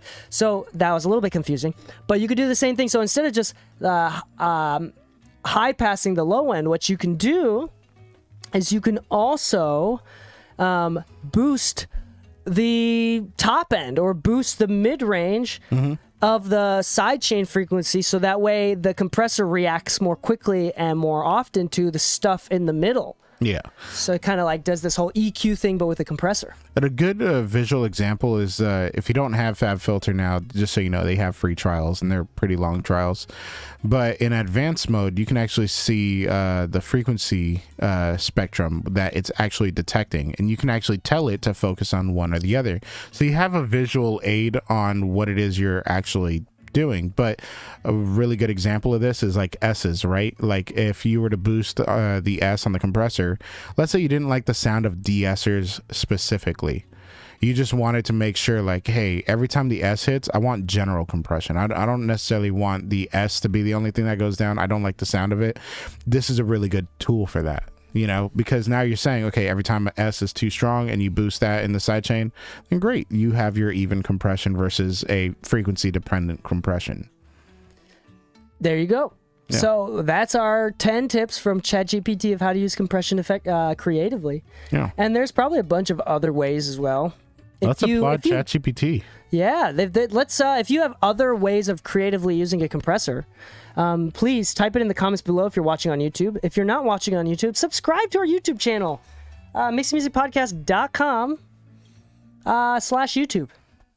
I think that's what it is. Yeah. mixingmusicpodcast.com/YouTube. I think that's the fastest way to get there. It'll be on a channel called DK Mixes. It's my channel there. Ooh. And it's fantastic. You can see what we look like. You can judge our appearances. Also, Home Studio Heroes uploads there as well. And leave a comment. Yes, and we have listeners right now on the Twitch stream, because we're also live streaming on Twitch every Monday morning when we record these episodes.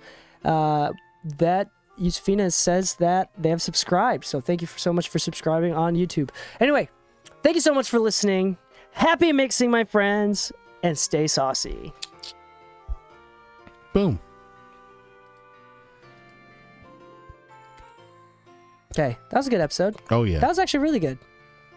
It was kind of funny at the end where the last what was it, 8 and 9 was just like These are a little bit off on the notes. Like, might be a little confusing if, like, how can I say, like, if somebody who was new to mixing saw that and took it for face value, they might be going in the wrong direction. For sure, for sure. Yeah, ChatGPT is great, but it's still not perfect yet. All right, y'all. It's that time. It's that time. We're going to sign off here. Here we go. Oh, crap. In the next month, we should do a Daddy D episode. Yeah. Did you listen to the recent one? I didn't know it released. I did one. It was okay. I think I talked too much. It was too much about me. I made a mistake, but it's all right. And I did too many poop stories. What? Anyway, happy mixing, my friends, and stay saucy. Go hug your mama. Speaking of mamas, I have to take pictures of mine tomorrow. Bigger, faster, and stronger too. He's the first member of the DK crew. DK. Donkey Kong. DK. Donkey Kong is here. He's a hard start, so listen up, dude. She could shrink in size to suit her mood. She's quick and nimble when she needs to be. She can go through the air and climb up trees. If you choose her, you'll not choose wrong. With a skip and a hop, she's one cool Kong. DK. Donkey Kong. He has no style, he has no grace. This Kong has a funny face. He can handstand when he needs to and stretch his arms out just for you. Inflate himself just like a balloon. This crazy Kong just digs his tune. DK. Donkey Kong. DK. Donkey Kong is here. He's back again and about time too. And this time he's in the mood. He can fly real high with his jetpack on, with his pistols out. He's one tough Kong. He'll make you smile when he plays his tune. But gremlins beware, 'cause he's after you. DK. Donkey Kong. Finally, he's here for you. It's the last member of the DK crew. This Kong so strong, it isn't funny. Can make a gremlin cry out for mommy. Can pick up a boulder with relative ease. Makes crushing rocks seem such a breeze. He may move slow, he can't jump high, but this Kong's one hell of a guy. Come on, Cranky, take it to the fridge.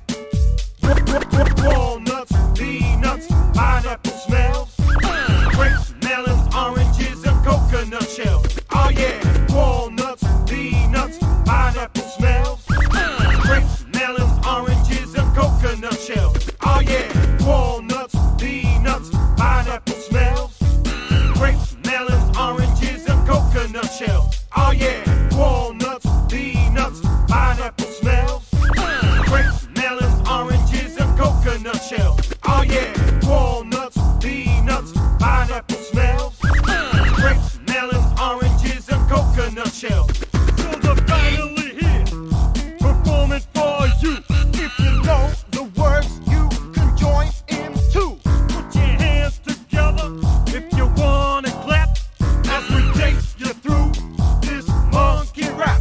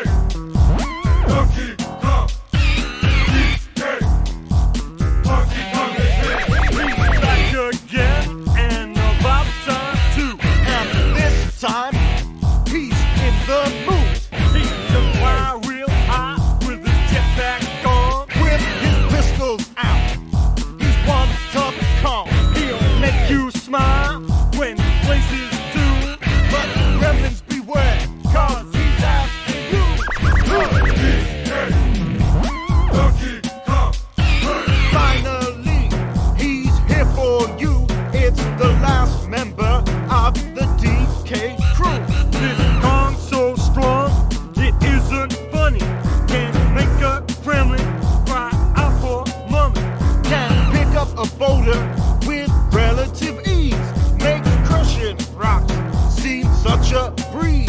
He may move slow, he can't jump high, but this cause one hell of a guy. Come on, Cranky, take it to the fridge. Walnuts, peanuts, pineapple smell.